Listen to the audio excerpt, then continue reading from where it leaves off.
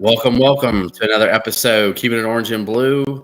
I'm Ryan Evans Schroet, joined as always by Kevin Ducey. What's up, Kev? How was your weekend? Did a little, took the family to Home Depot, did a little shopping. Yeah, right, dude. It was amazing. Right. I'm glad we're doing the show on a Monday because last night I would have been like yelling as best I could at the screen, like, ah!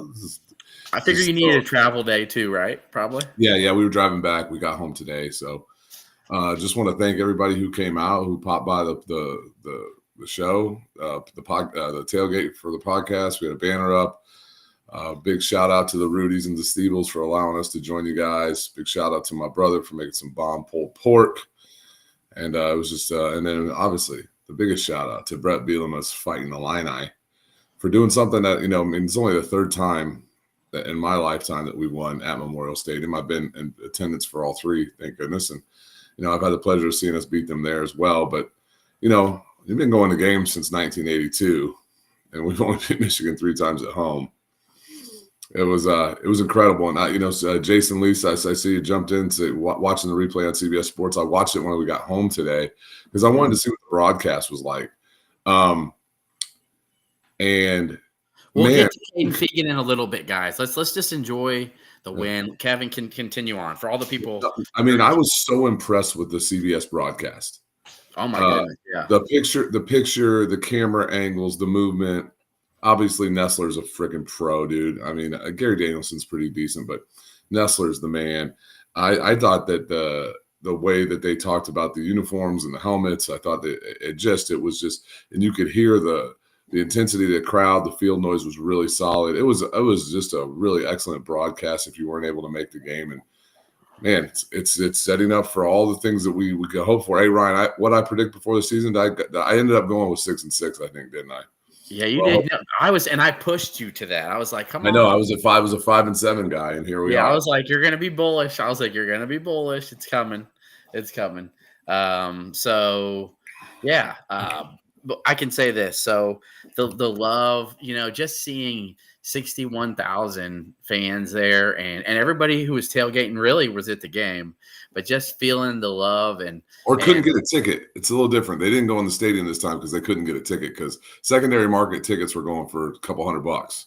Yeah. So the situation with 61,000, okay, and the tailgating was amazing. I tweeted a couple things, but I got to meet several people who follow me who watch the show. We appreciate you, all you guys. Too many to name. Barry, we got to meet Barry. Yeah, absolutely. Barry ILL. Glad to meet you. But just to have the moment be set up the way it did for Whitman to be the honorary captain, to have former play. And in case anybody didn't know this, there were guys like Jeff George in attendance, Mo Gardner in attendance. There were greats from the 80s that you remember. David Williams was there. Brandon Lloyd was there. Brandon Lloyd walked right by us, and you actually got to see him and talk to him. Yeah, I did. I saw Brandon and David at Game Day Spirit Friday, right before the rededication ceremony. That was really cool. In my opinion, those are the 2 best wide receivers ever played at Illinois. I know some people could go beyond, but I think that's probably without question the 2 best wide receivers ever played at Illinois. David Williams was my first sports idol, hero, whatever you want to call it. Then got a chance to talk to Dana Howard at the rededication. Ran into Deion Thomas and Brian Barnhart. It was just really, it's just Illinois really pulled this off really well. And I didn't realize this until this week going into it, that Michigan really was, I don't know the right word, agreeable to play this game against us on this date. I wonder if they're regretting that decision, but it was the best experience I think I've ever had at Memorial Stadium, with the exception of something I want to get at the end, but I'll get to that at the end. Some final thoughts. And think about this, though. Well, Michigan, of course, they'd been really good with Jim Harbaugh when they agreed to it. Why were they worrying about it? They probably were just like, whatever. Yeah, it's fine. But Rashard Mendenhall was there. Like anybody who you've probably cared about and loved over the last 40 years, most of them were probably there. So what a moment. In the Illinois. Riley O'Toole, he was not there. That's unfortunate. But yes, besides Riley. Mikey Dudick was there. Dude K. I will say that that was a prototypical Brett Bielema Illini team, man. Tough, smart, dependable. Like, yes, there were a couple moments where maybe we were like, what was that on 4th and 1? Like, was that all we could come up with? Like, I don't know if you were thinking about that in the East balcony when we had a chance to go up 2 scores early, but I was like, really, Barry? But then Barry, he got back. He made some other good calls. I love the touchdown, pass to Arkin. I like the 2-point toss from from Leary. How beautiful was that? Just to be put on the spot, right? Hey, it's a big moment, man. Just get in there and toss a beauty to the back of the end zone. Pat Bryant had a couple big catches and breaking tackles to pick up the first down. Josh McCray was plowing over guys in the 4th quarter when he needed to. And of course the fake punt, I think, was the biggest play of the game, in my opinion, because while Illinois really was dominating, I think it could have easily been something like 19-7 at that point, because you don't go for a field goal earlier when you try to pick up the first down, and then you miss a field goal at the right before half. You kind of felt like the momentum really wasn't there at half, like it should have been. Illinois should have been up 2 scores at half, but they were only up 6. You go down, get a stop, and then you go 3 and out, and you're thinking, Michigan can drive down here and take the lead. This isn't right. I love the play call there because you're about midfield, and nobody saw it coming. It was a great fake from the punter, from Hugh, and Tanner Arkin ran that thing like a beauty. So Tanner Arkin had himself a day. And Lane Hansen out there trying to throw blocks. I mean, it was just 36. I saw him out there. Yeah, it was a great call. It was a phenomenal call. It was a phenomenal timing of it. It really probably changed the game. But I really want to say, there was a lot of people in the fire Aaron Henry camp last week, and I take that personally, and maybe I shouldn't, because I know they're not saying fire the man, they're saying fire the job that he's doing. And the second half last week was terrible. This was a really solid defensive performance. I mean, listen, Mullins has been able to run on everybody. Like, everybody knows that Michigan can't pass, and like, it's not some new thing that Michigan's not able to throw the ball. And this was the least amount of points they scored all year. I think it was the least amount of rushing yards they had all year. It's the least amount of points they've scored since 2014, by the way. Right. And it was just it was a really thoroughly impressive defensive performance. And there's so many guys that need their flowers, and maybe some that'll get some champagne toast a little bit later. But, I'll talk a little bit about him. I might talk about him a little bit more later. But, man, Ezekiel Holmes, dude, like, got a TFL, got a block kick, got a batted down pass. Like, those are the guys you love to see get their moment. Man. Was he in the 7th year in the program?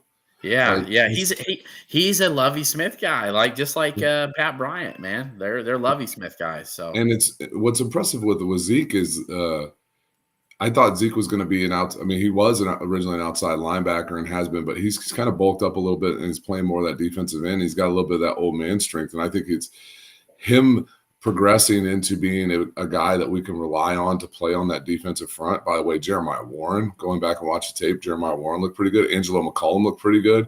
Yep. So now adding some depth to this defensive line is going to be so critical moving forward in this season. And it was just really nice to see, obviously.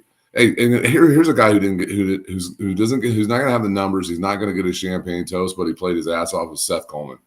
Coleman was really good. He just didn't get the sacks. He got some pressures. He got some stops.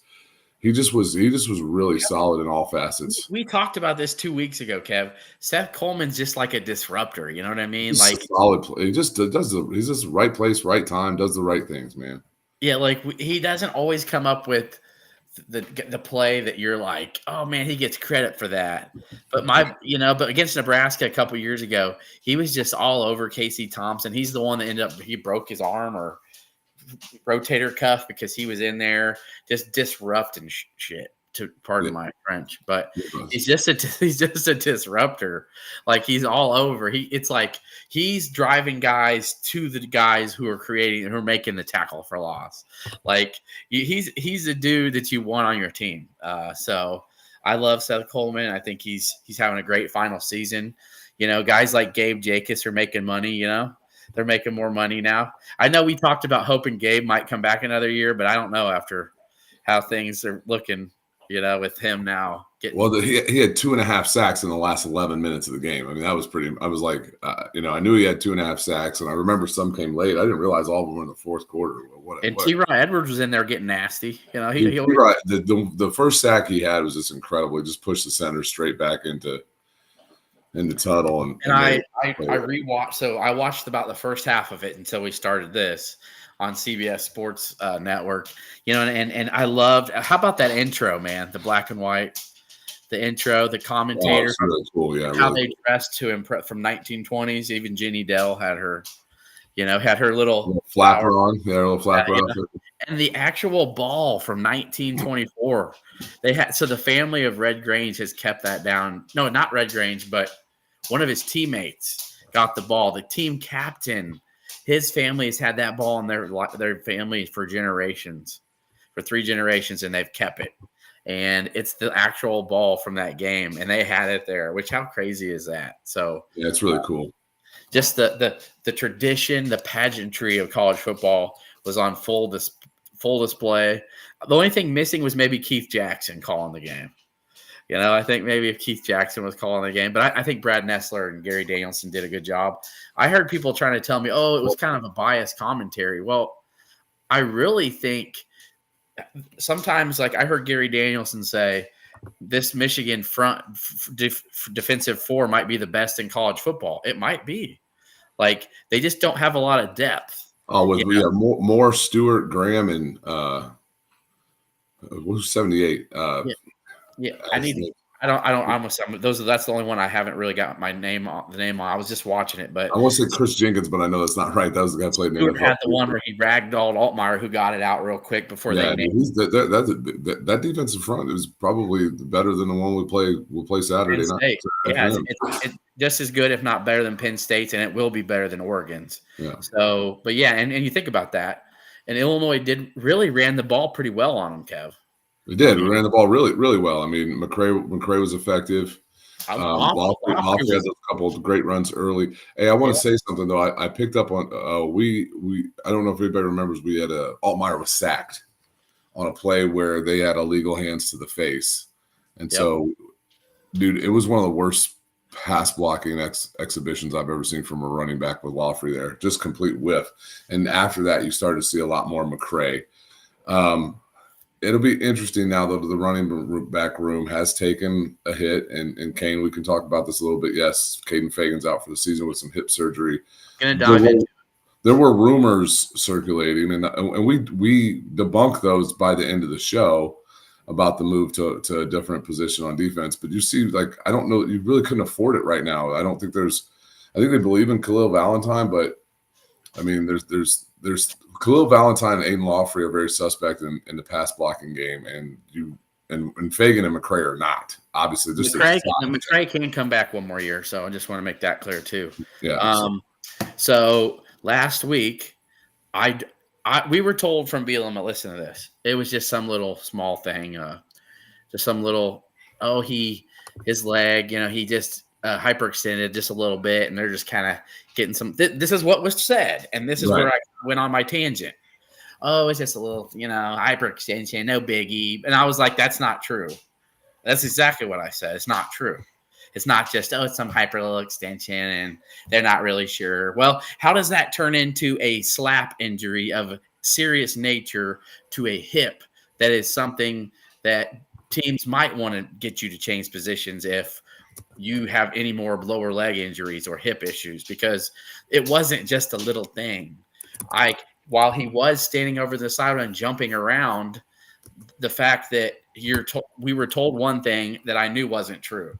I knew it wasn't just a little thing. Something was going on there. And while I didn't know that it was his hip that was going to need surgery on, I was told there's something serious going on with the situation. It wasn't as small as it was being discussed as. And as we found out, it's serious. And he's now not going to be playing, and even probably won't be back till fall camp next year. Right. Because that's an 8 to 10 month recovery. 10 is a good recovery from that. So think about that. That means August of next year. So I just want people to understand that, like, and I get he's not just going to come out. He doesn't even need to maybe even address it and just say, we'll discuss it when we really know what's going on. But when you say, and his exact words were, oh, it's just a little minor thing. You know, he got a little hyperextension of his knee. It turns out it was a severe thing with his hip. So, and I actually could read off exactly what it is because I was told exactly what it is. And so when you say, oh, it's just a little thing, something like, let's see. Here we go. Here we go. Maybe you'll know. Superior labrum anterior and posterior tear. So labrum tears suck. Yeah, that's bad. Labrum tears suck. In the shoulder, yeah. you can get them in the hip. Yep. Yeah. So I'm just saying. So, and then this hip, the slap injury is pretty severe surgery. So, as I say, he's had 2 really severe injuries already, and I think they would like to prolong his career. And if he wants to keep playing running back, I don't think they're going to stop him. But I think it's okay to want to tell a guy, your future, you can make X amount, you can be this and do this, have longevity. But, you know, Kev, you get one more of those, dude, and you're 21 years old and you're a running back. Yeah, what's your thoughts on that? Like, I'm just trying to speak out what reality, not. I mean, hey, listen, he's built like a machine.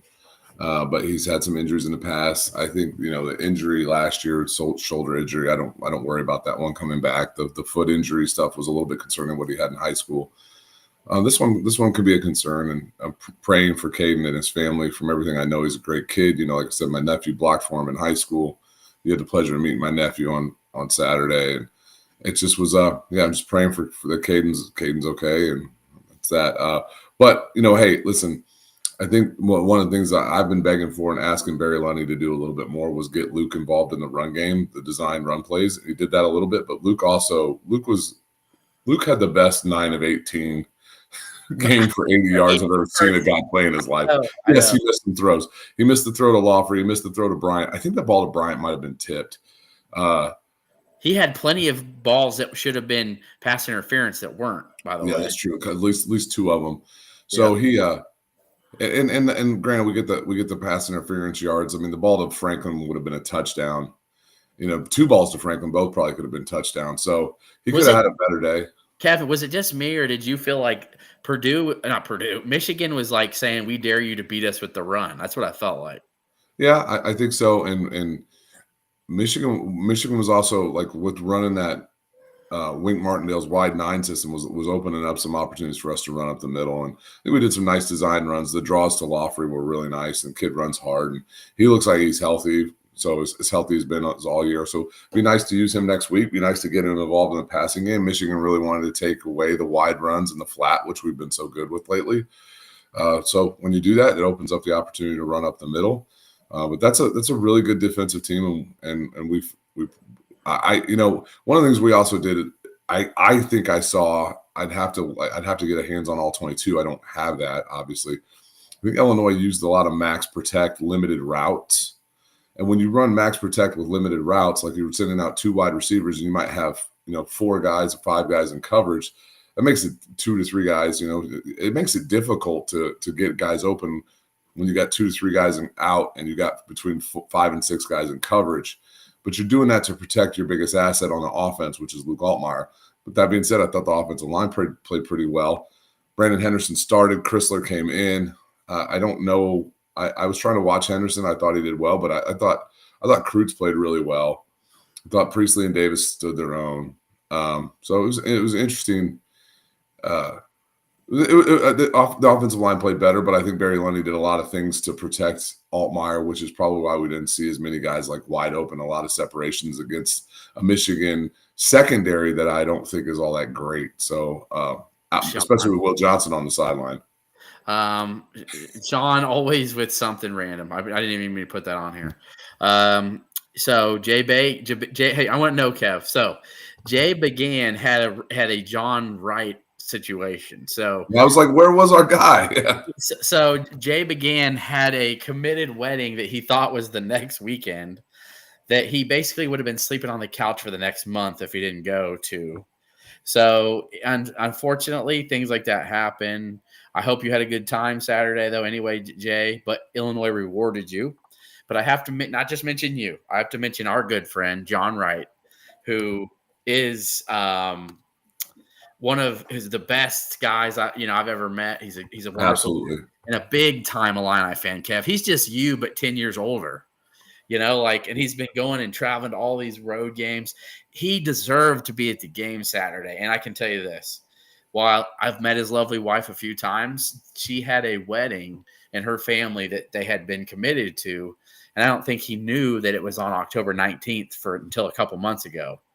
And then he talked to his wife and he was like, listen, there's one game that I have to go to. And he's like, I got to see if I can get out of this. And she basically, long story short, the wife won out. And he told me that he told them that he is telling them all right now, never, ever in the rest of his life will he go to a fall Saturday wedding.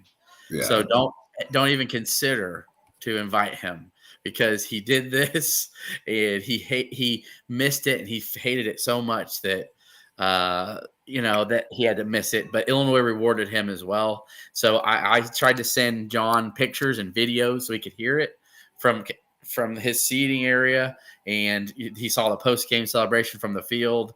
And anyway, there was guys like that couldn't be there. And so I'm glad we could go, Kev, and experience it and maybe share some of that, like Kevin's video from the field. He stood right where Matt Bailey had that big interception, which that was a huge play, Kevin, the game with momentum. And, I was literally thinking to myself, I'm like, Matt Bailey's going to make a play right before it happened. I mean, even though they had just hit Colton Loveland with on that back shoulder throw. That fourth down it was Tuttle's best throw of the game, and Loveland made a nice play. But, hey, it is what it is. Yeah, it is. But I had to give those two a shout out because those are big time diehard Illini fans. Now, should we move on to Oregon yet, or? Oh, heck yeah, we're going to Oregon right now. All right. So what's the line at right now, Kev? Last I saw was 22.5. So, okay. So, and we're gonna talk about that. Obviously, fade the deuce tomorrow, but we'll mention just a bit of that briefly. Illinois heads to Eugene Saturday, and they're going to be back on 2:30 kick on CBS with same broadcast crew, right? Same crew, which is great. And I like that it's not going to be nighttime hyped up crowd in Eugene. It's going to be a noon, 21.5. Yeah. So. Yeah. It's going to be a 12:30 kick in Eugene. Probably a lot more modest, still excited because of the new number one team in the country. But I'm not going to take any parallels to the last time Oregon was the number one team in the country. They lost to Stanford the next week. I'm also not taking any parallels to the last time Illinois went to Eugene and blew that big lead in 1995, which people have sent me the video clips of that. Yeah. Johnny Johnson strip sack fumble in the end zone. Yeah. Oh, yeah, dude, it's rough. Yeah, so I think this is its own game, obviously, and the situation, what those lines tell me is that people think Oregon's really good, true, but they don't really believe in Illinois as much. They feel like maybe kind of fraudulent. And I feel like with what Illinois' schedule's been, how they've performed, I think the team should feel a little disrespected. And I'm actually glad that it's not a lot closer than that, because I want them, and they're going to need to have even more of a chip on their shoulder going into this game. While I don't believe they super care about outside noise, I know Brett Bielema will mention it to them, that people still don't believe in you even after what you've done so far. Right. And that has to be the mindset, Kev, because it's going to be a tall task. But I'm sure it'll get closer to 22, 23 by Saturday. So your first initial thoughts and takes on Illinois heading to Eugene after a big win against Michigan? House money. House money. It's purely that. It's a game where, I talked to Tyler Strain on the field after the game, It was pretty cool. Saw me, dap me up, like guys on our show. Tyler, we were just talking. I was like, hey, listen, nobody thinks that the only people who really think they can win are in that locker room and Brad P. I'm teasing, but you just go out there and you play loose and you play free, and you just let the game come, and you try and figure some things out, and they're really good, man. I mean, they're really good. They were my preseason pick to win the national championship. They get after the quarterback. They protect the quarterback. They had struggles with that early in the season, but they've really tightened it up. Gabriel is, he came into college probably around the time Ezekiel Holmes did. He's been around forever. Gabriel is turnover prone at times. He does like to force the ball in, but he is 77% accuracy. So I don't get that. I don't get that comment. I don't know that where I've ever seen it. I'm a quasi Oklahoma supporter fan, whatever you want to call it. I really haven't seen that from him. I do think this team is battle tested. I don't think they're going to have 2 or 3. I'm only going to say Purdue should have had 3 picks against him, but I did not get a chance to watch that game. So I was threw one pick, and then one was definitely dropped, and then another was tipped in the air and should have been caught. But it is what it is. He was forcing some stuff against Purdue, but every game's its own. And if it's supposed to be raining, Kev, what do you make of that? Could that be more helpful, beneficial to Illinois running the ball? It could be. Yeah, no. I mean, that's a total crapshoot. What I do think it happens is I think a wet weather day like that for neither team is. Illinois' run game has not been all that effective this year. Oregon's probably a better run team than we are. They probably favor the better running team, but weird things can happen. Fumbles can happen, and when that happens, that can change the fundamental dynamics of the game. Right? This is a top 20 offense, a top 20 defense in the country. They've got a really seasoned, really, really good quarterback who was a preseason Heisman favorite for a reason.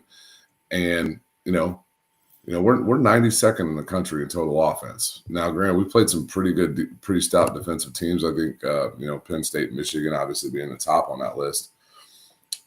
And it's the emotions of college football can come into play with this. Does Illinois have a letdown after a big week? Does Oregon come in a little high on the hog because they are number 1 in the country? Like, I don't know. So, and, Malcolm McCollum says rain kills cuts for receivers and defensive backs. Power backs have an advantage. I totally agree with that. And Sean Garner, are you saying that they barely beat Ohio State? Is that an insult? I'm confused. Oh, good Lord. That's Sean, you can't use that. I love you, Sean, but we can't go with that. Most teams would barely like to beat Ohio State. So yeah, because I don't think anybody else has beaten Ohio State this year. And Jordan James is really good. He's 210 pounds at 5'10", so I wouldn't classify him necessarily as a power back. That would definitely lean to McCray. So you just hope you get some fumbles and the ball bounces your way. Listen, dude, I am not expecting an Illinois win. Nope. I don't think we get house, but even if we do, it's okay. It's a house money game. It is. Nobody expects us. It is because, and I don't care what anyone says, Illinois has a path to 10-2. They do. I'm going to tell you this right now. Illinois will be favored in every game after Oregon. Okay. Yeah. Illinois. Yeah, we got a chance to get another night game, another late game. Minnesota, baby. I know. I saw it. Yeah. And here's how Illinois gets that, Kev. Minnesota takes care of Maryland. Penn State takes care of Wisconsin. Because it's between Illinois, Minnesota, and Wisconsin, Iowa for the night game, and they want hot teams. They want teams with good records. And what's the more marketable viewer? Who's going to watch this? A 5-3 Iowa against a 5-3 Wisconsin team that just got beat by Penn State. Not super great. A 6-2 Illinois team that's ranked with a surging 5-3 Minnesota team. Who's won 3 straight is more. I think that's going to be the game right there. Yeah, and it'd be interesting. And Jay Began asked, "Is a 10-2 Illinois get in the playoff?" I don't know. Probably not. Maybe not. Okay. If we're going to do percentages, I would say maybe 40% if they're 10-2. And here's why: because Ohio State can end up 10-2. Penn State could end up 10-2. Oregon can end up 10-2. And what if Oregon and Penn State are both 10-2, and they're the teams that beat Illinois? You know what I mean? Or what you'd like to see there is that if Illinois goes 10-2, Penn State and Oregon, they don't play each other. They're not playing each other. I don't believe they go 12-0. I mean, that's what you want, right? You want Indiana to finish 10-2 as well, because Right. Illinois has a strength of schedule that'll be way better than theirs. Yeah, I got a sneaky suspicion that Washington this week, just a sneaky suspicion, dude. And Curtis Rourke being out is a big thing. He might miss I don't care what the backup did. That's a backup in a moment. They were already housing Nebraska at that point. Yeah. And I've said this, Kev, the SEC always gets some sort of little bit of bias with the rankings. How the hell is Ole Miss ranked ahead of us? It is true. I will say this. If Ole Miss, because Ole Miss started out 6 or 8, one of the two, you lose that bad game at home to Kentucky, and they didn't really hold it against them. And then they lost that tough game to LSU, which is LSU. Yeah, that's not a bad one. But the home loss to Kentucky is a bad loss. I mean, I'm gonna be honest with you. I don't. Well, hold on. Their best win. Yeah, I get it. They got a bad loss to Kentucky. Okay. What's their best win is South Carolina. Is that a better win than anything we have on our schedule? I question that, but I tell you this: like if we played Ole Miss today on a neutral field, they'd be favored by 8.5, 9 points. So. I get that, though, but it's still a bias when you're like, let's hold the records here and let's look at them and gauge them and then say, okay, well, we're not even at losses. They have one more loss. Well, but what you're talking about is the very real bias that may come into this college football playoff thing. Let's say what Illinois would need to do in the last 4 games. Let's say we lose at Oregon. Yeah. And I know this is fun. We can talk about it. We can get over our skis because this is a fan-based podcast. Is in the last 4 games, can they whoop somebody? We haven't whooped anybody other than Central Michigan and Eastern Illinois. And that doesn't do anything for you. Can we whoop somebody? That's why Indiana's getting so much love, because they're whipping people. Yeah. And that does so much for you in the nerd stats, as Robert Rosenthal calls them, where you go look at all the FPI, the S&P, all the other things. And it does really well for people. For teams to we're ahead of Mizzou. Heck yeah. Okay. So what's gonna happen here is like, and people might lose their stuff, is if we don't win convincingly, but we find a way to win, we might get knocked out by a 9-3 Ole Miss. We might get knocked out by a 9-3 Alabama. We might get knocked out by a 9-3 Texas or whomever, because all these teams play so many tough games coming up. So. Yep. And I will say this. At 9-3 or 10-2, Illinois is going to a sunny, beautiful game. It ain't going to the Duke Mayo Bowl, right, Kev? We're not pouring mayo on Brett Bielema, because that's what's going to happen if we go there. Yeah, they beat Oregon, everything changes. Yes, it's true. And here's the thing: all you want is a chance, right? Well, guess what? Illinois has put itself in position to go to number 1 Oregon and show what it can do. All it needs to do is be its best that day. If Illinois can be its best that day and Oregon play maybe an 85-90% type of thing, Illinois can do it. I don't think if Oregon plays its best and Illinois plays its best that Illinois will win. But I think it'll be a close game. That's for sure. Yeah, and if somehow, some way, because that's the reason you play the game, you beat Oregon, you probably vault to like top 10, to be honest with you. I mean, because then all of a sudden they say, like, listen, this team just knows how to win games. So, yes, we could. Yes, we should. And Kevin will be the winner. He'll get to go because he likes to travel. So we'll get him Friday night ticks. You know what's funny? You know what's funny is, like, we have a basketball game on Sunday. I don't want to talk about basketball. That's pretty cool. I know. October, like, there's certain months of the year that are just phenomenal months. Like April and October are 2 of the best months, like, because there's so much going on. We still got baseball, we got the NFL, we got the NHL starting, we got basketball starting. Obviously, we got college football. in October. And then the same kind of thing with April. You got college basketball, you got the NBA, you got the NHL, you got Major League Baseball starting. It's all those Brandon, cool. glad you got to go to your first Illini game, brother. What a hell of a game to go to. Right? What? Yeah, Brandon That was went. pretty cool. Yeah, that's really cool. And if Illinois loses a close game, they may move up a little bit. But here's the thing. I think unless Illinois gets housed like 48 or 49. 45-7 or something Yeah, like that. then they probably are still going to be a top 25 team, I think. Yeah. It's really and if not, it doesn't matter because then you just go handle your business the rest of the season, right? Yep, it's true. It's true. And yes, Michigan State, I saw Jason. Michigan State is they're a wild card, and I think they're going to take Indiana out. I'm going to call it right now in East Lansing. You saw them thump Iowa on Saturday. Yeah. Where was the game played? It was in East Lansing. When was it played? Home dog in prime time. You're damn right, dude. You're damn right, dude. I'm telling you. Yep, Illinois game's in Champaign. I want everybody to know that. So. That's right, exactly. It's a big difference. I don't. And where did Dominic Raiola play his first real road game with a real crowd? And what happened? He threw 3 interceptions. Like, dude, road home environments matter in college football. That's the one thing I'm worried about. Is we're walking into probably. I've heard it's the second loudest stadium in America behind LSU.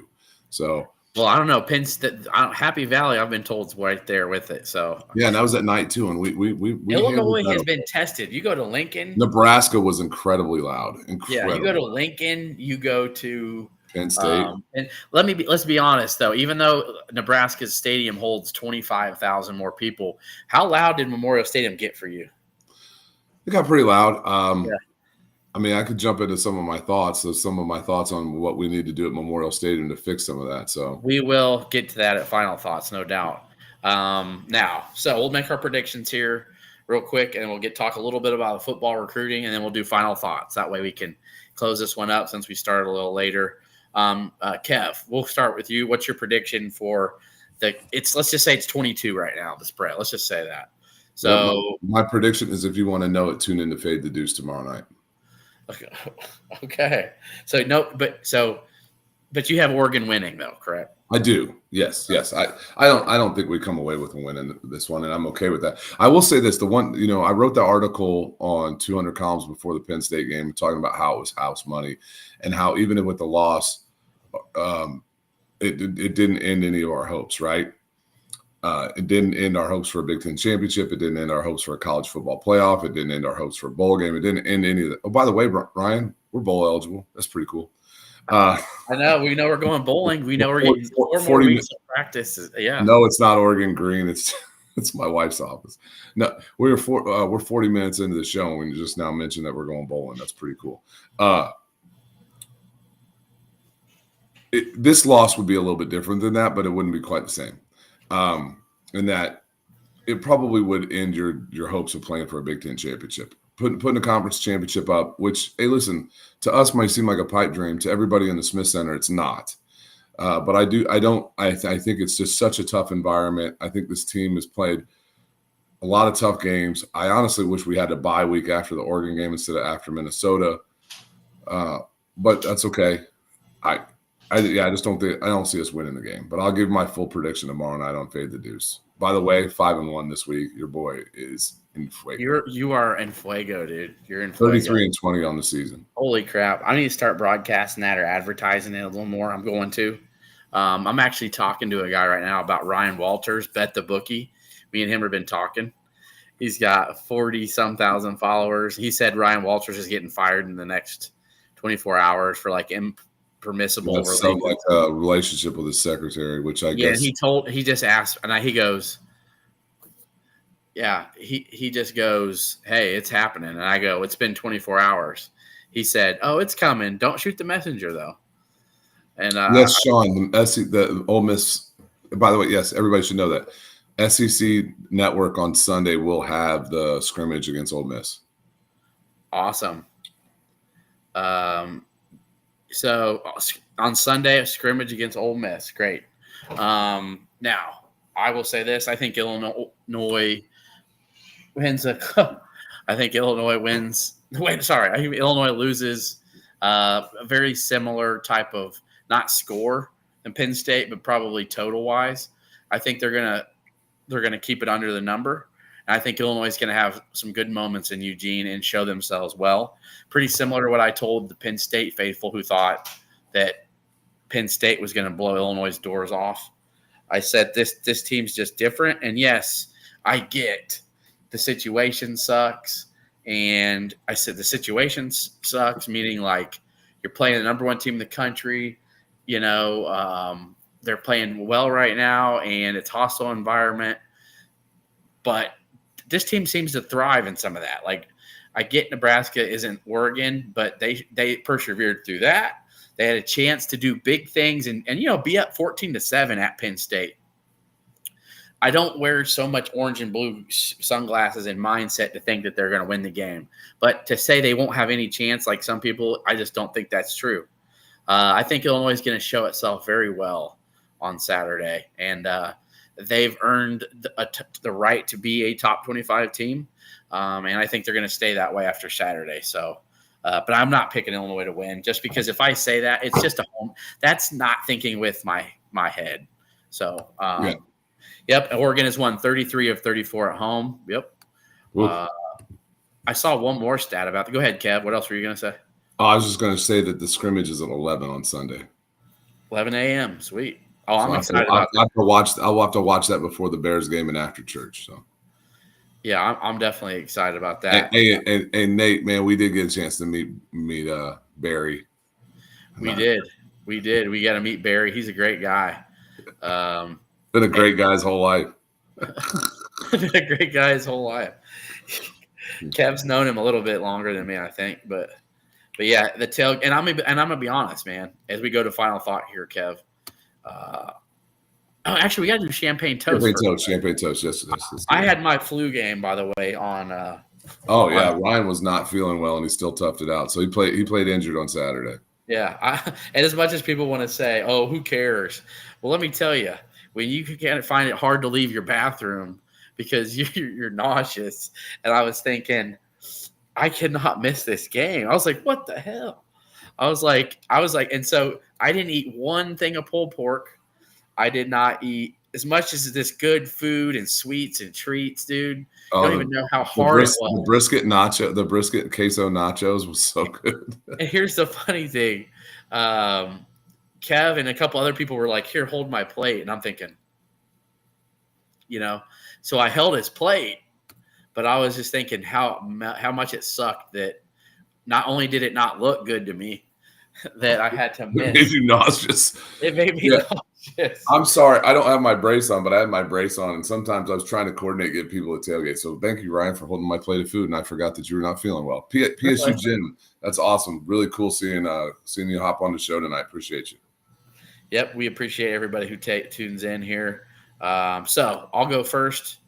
Offense or defense? We'll start offense. We haven't told each other who we want, right? And that's fine. So I'll go first for offense. You go first for defense. Okay.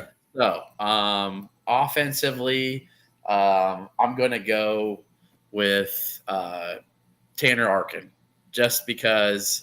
Hell of a catch too. Yeah, hell of a catch in the. I know that's probably low hanging fruit. But I don't think so. Okay. All right. So hell of a catch in the end zone. And not only I'm going to count the special teams fake as offense because technically it was offensive and it got Illinois into really good field position to pretty much, I wouldn't say seal the game, but you felt pretty confident, up 21-7 that Illinois was going to hold on in the fourth quarter. But Tanner Arkin's been more than solid. He's done a very good job filling in for Tip Ryman. So it's not a toast. Here's my Mountain Dew. But my toast goes to Mr. Tanner Arkin on offense. Yes, that was Arkin Berry. And no, the 2-point conversion play was Leary. Yeah, it was Leary to Franklin. I was the touchdown catch in the end zone and the special teams fake punt for 35 yards was very offensive to me. So, yes, Tanner Arkin. Man, Zakari made that catch a little bit more interesting than it needed to be. Didn't realize that. I'm going with one that I think was probably a little bit off for what maybe people might think, but I thought Josh McCray was really good. I thought Josh McCray was really good in the pass pro. I thought Josh McCray ran really, really hard, picked up some key tough yards for us. I think the guys caught some flack for a while because we always wanted to see him back, harken back to what he looked like as a freshman, but he's been battling injuries. Guy ran tough, ran hard. Love to see what he's doing. Brett Beelan was first recruit at Illinois. So here's a champagne toast to you, Mr. Josh McCray. Now let's move to the defensive side of the ball. This is a fun one. There's so many to pick, man. Yeah, and I'm gonna open it up for you because I'm gonna do something that I've done before, and I don't care. Okay. We could go down the list, and I'm not gonna rattle off all the names because that might steal your thunder a little bit. But we know that. Listen, Rosiak, Bailey, Yakis. We talked about Holmes. We talked about T-Rod Edwards. Coleman played well. So what does that mean? That means my man who caught all the flack last week, all the heat. Here's a champagne toast to you, my dear friend, Aaron Henry, from me for your performance of your defense on Saturday. Everybody toast. I can say this. Since I'm only going to pick one now because I agree with that. Matthew Bailey's an obvious one, but he got love and recognition from the people that really matter the most. That's his team who gave him the ball and told him to count him down, the family at the end, the old family circle there. If you guys watch the Illini football videos, the big interception. How about Miles Scott? Yeah. I think Miles Scott, not only did he helped force a fumble. Recovered a fumble? He recovered a fumble. He had that interception that got taken away. That was a sneaky cool play, how he played real deep and then moved up as a robber, and Tuttle never saw him. That was really pretty cool. And I want to tell you, I did not see – so Miles Scott, to me, he was all over the place. He did very good in coverage. He had at least a couple breakups. He had the fumble recovery. He was in on a forced fumble, and he should have had that interception. But let me tell you, as much as I hate to say it, when you're watching that from the field, you don't see everything on the other side. I didn't see why they threw the flag. Well, I watched the replay, and Caleb Patterson was like, I don't know what he was doing, trying to take that guy's lunch money or what. And he didn't need to either. Oh my goodness, he didn't. Yeah, he was like hanging on him like he was a wreath on your door for Christmas. And I was like, what is this? I remember there's Michigan fans around me, and I was like, look at this. What is this? And then they're like, oh, I didn't see the play. And I'm like, well, how do you throw a flag from all the way over there? And I was like, and it was late too. I was like, there had nothing to do with the play. And then I watch it today, and I'm like, holy crap, Caleb! He was getting shit yesterday. Yeah. I will say it's Miles Scott. If he continued towards the goalpost instead of towards the sideline when he made that little cut, he'd have scored. Obviously, it wouldn't have counted, but yeah. Miles Scott just to me was flying all over, dude. So he popped Loveland one time. It was a pretty good stick. So yeah, I like that. Yep. So Miles Scott. Hey, can we just clink our glasses real quick and just say our special teams is better than their special teams? Yeah, we don't need close. Our special teams is way better than Robbie Disher, your entire unit. Other than the fact we got a field goal blocked, which. Well, I heard it was a bad snap, so that's what I. Robertson did a really good job recovering. I think David just didn't get it high enough, to be honest with you. And I think, frankly, from watching the trajectory of it, he probably is going to miss it left. Okay. So not only though did David Alano hit 2 field goals, we had the beautiful fake punt. I think Hugh Robinson pinned him inside the 20 a few times. Yeah, Hugh Robinson was great. So our special teams were way better because Michigan's punter kicked it to the cheerleaders once. Yes. And what a terrible spot. And by the way, how bad are officials that you were 3.5 yards off on a spot? I mean, that's ridiculous. Okay, Kev, when you were up there watching, I knew right away. I lost my mind right away. So everybody was drunk around me. So I was like, obviously I'm sober. I don't drink. Plus I didn't feel good. So I'm more than sober. So I'm really focusing. And I was like, did he just spot that at the 46? And everybody's like, what's the big deal? I'm like, he caught it at the 49.5. I was like, what the heck? I said, how do you give someone 4 I yards? just was like, what? Like I was mind boggling. And you know, I've seen it egregious. I've seen it a yard or two, but that was And thankfully, not only Brett was right in front of me, and I saw him bitching at the refs like, "You got to be shitting me." Yeah. He's like, "How do you give him 4 yards?" And I was just like, he didn't challenge the catch, but since they had to go back and replay to see if it was a catch, and Loveland did get a foot in, or whoever the tight end was, made a really good catch. One got his foot in. They had to see too. Wait a second, and then the officials couldn't figure out which 49.5 the ball was supposed to be at. I was like, this is a Mickey Mouse crew if I've ever seen one. Yeah, and I thought that punt went out at the 35 and they marked it at the 25, but it's okay. Hey, I do want it didn't end up affecting the game, so it's fine. We can move on. But one other thing on the special teams, their first punt of the day, Hank Beatty, he had a really good game. He had the really key critical first down catch. He also had the other one where it got called back as a holding. But he ran up in between Michigan defenders, fair caught the ball. That's something in Illinois' past. That ball's hit the ground and bounces into our red zone. And they pin us behind the 20. So great job to Hank Beatty for running up and catch that. Our special teams were better than theirs, and that's pretty awesome. And normally that's a new thing for us. It's been haunting us since Kyle Hudson, hasn't it? Yeah, I mean, our special teams have bit us in the ass against Amani Toomer's punt return. So yeah, And Kev, since I know you've been wanting to talk a little bit, we'll let you go with final thoughts because I don't have anything super deep tonight, but I'll let you go ahead and start. You can go for it. Okay, so here's the situation. Now, granted, it's partially my fault, but I do want to talk about this because Memorial Stadium needs to fix this. We left the tailgate in lot 31 at about 5 or 10 minutes, probably 5 minutes after 2. I had to corral 10 people, 6 adults, 5 other adults, and 4 children, 10 and under to get into the game. We went the most direct lineal route. I've been going to Illinois football games my entire life. I know exactly where to go. I know exactly how to get there. It's not a problem.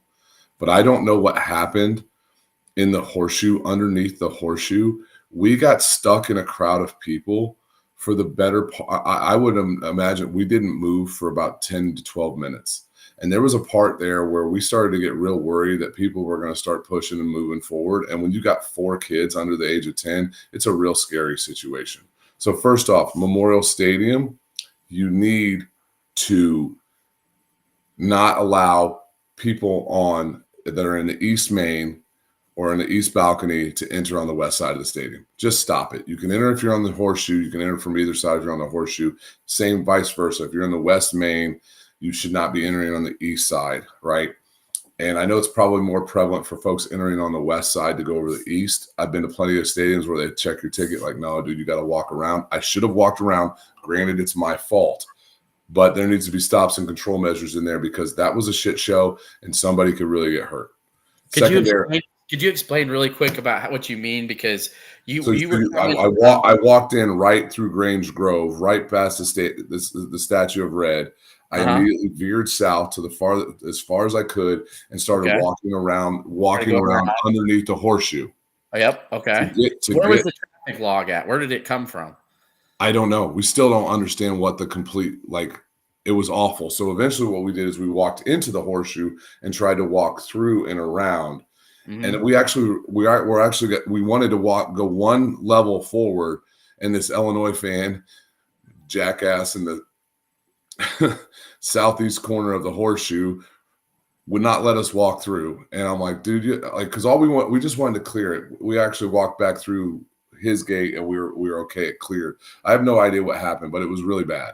It was really bad, and it was really. You think it's probably because so many people were trying to come in at that time? I think so. I don't know if there was a medical emergency, but whatever. But you can alleviate that by just saying, "Hey, if you're on the east side of the stadium, you have to enter on the east side." And Brandon says they block all that to let the band run in. Well, then don't let people come in on the east side. Don't let people who are sitting on the west side come in on the east or vice versa. It's not hard for boop. Nope, you have to go around.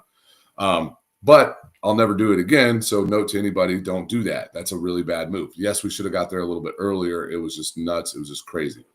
Secondarily, Memorial Stadium, get some Wi-Fi. Like, that's ridiculous that you can't communicate with people when you're tailgating, when you're at the stadium. Get some Wi-Fi, let some people hook up to it. You got the money, make it happen.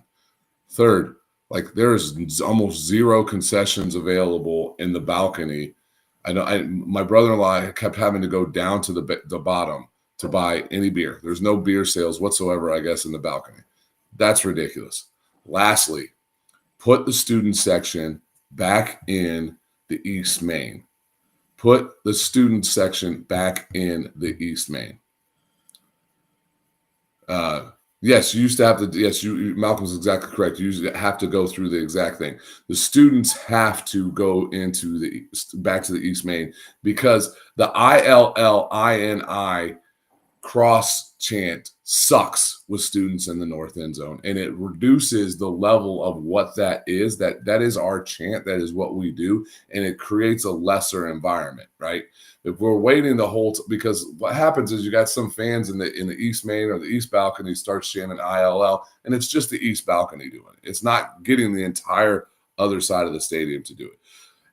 We need to start. We're on the precipice of moving into big boy football. We need to start acting like it, and we've got to do some changes quickly.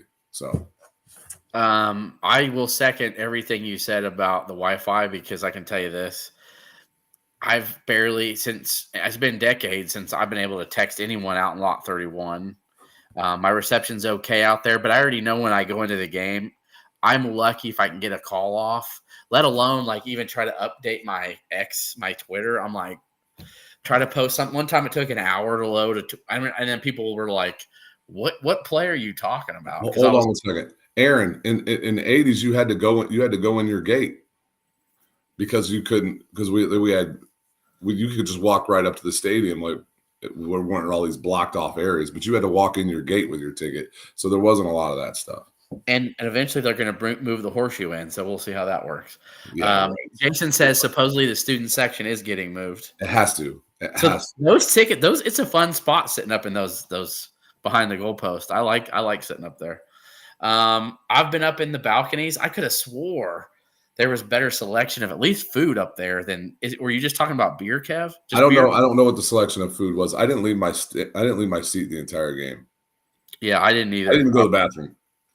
Okay, I can't say that. I did go to the bathroom, but my brother-in-law said this stadium is built for one thing and one thing only: for people to leave. It's not built for people to come in or get things. Yeah.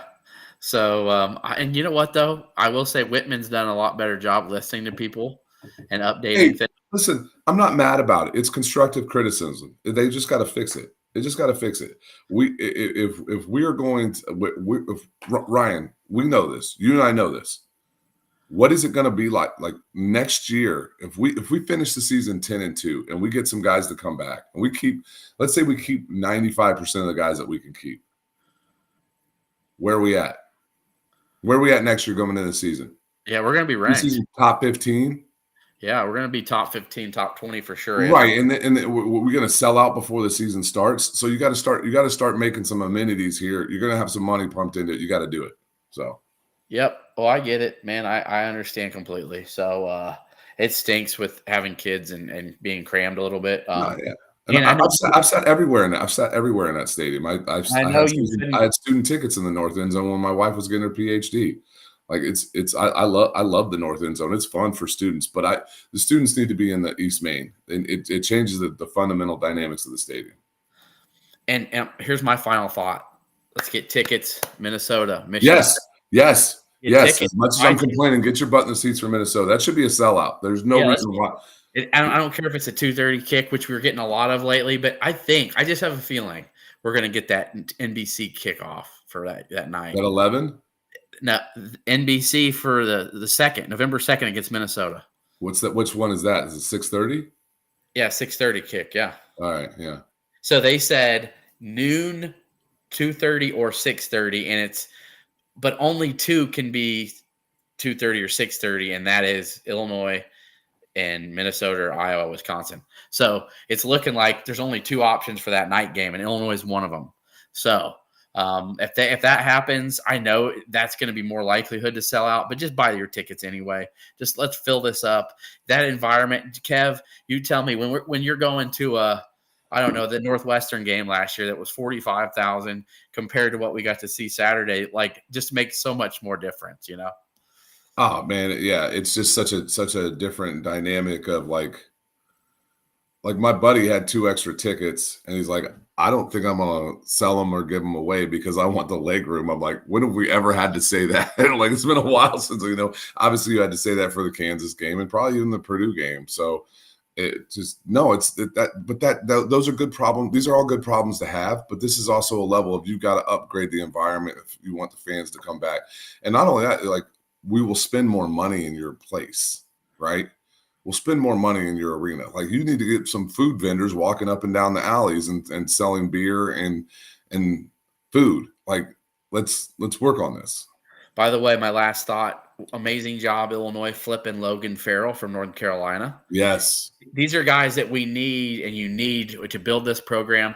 I told Kevin this earlier, and what'd you say? We're turning into what, Kev? Wisconsin. We're turning into the Bielema, Wisconsin. The Bielema, Wisconsin, absolutely. This Wisconsin team is good. Paul Chris did a good job for about 3 years after Bielema left to maintain them to be pretty good. And don't get me wrong, he had a good team in 18-19. Illinois knocked off, but let's keep it real. He was piggybacking off of what Bielema had done.